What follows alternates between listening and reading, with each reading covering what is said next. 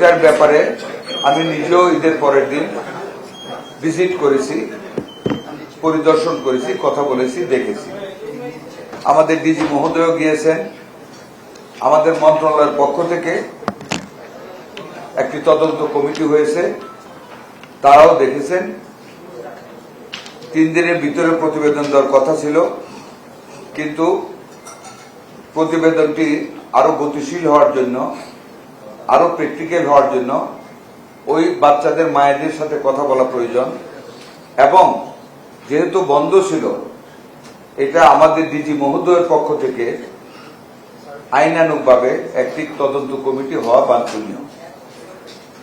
ঈদের ছুটির কারণে সেটি উনি করতে পারেননি। উনি একটি তদন্ত কমিটি করবেন, তদন্ত হবে।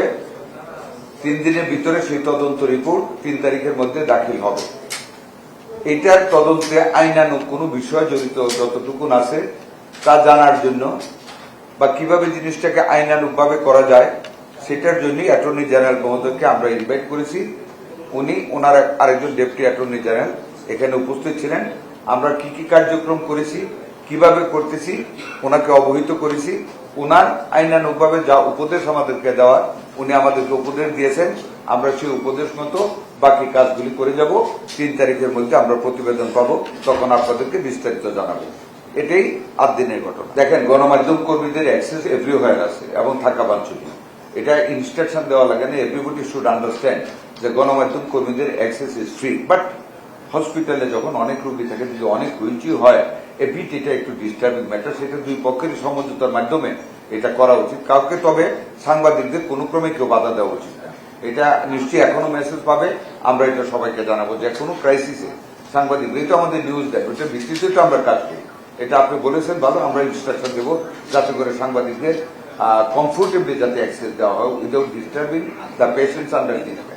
আমি যখন কালকে গিয়েছিলাম, আমার সাথে 1-2 জন সাংবাদিক ছিল, তারা কিন্তু ভিতর পর্যন্ত আমার সাথে ঘুরেছে। পরবর্তীতে আমি আসার পরে আপনারা অনেকে গিয়েছেন।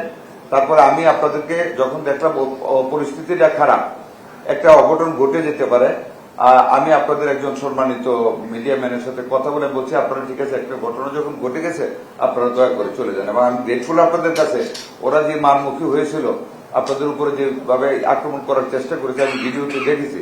তা আপনারা তখন ওখান থেকে চলে এসে মনে করি বুদ্ধিমানের কাজ করেছেন। তবে যাতে আপনাদের সাথে ভবিষ্যতে এই জন্য আচরণ না করা হয়, সেভাবে আমরা সব জায়গায়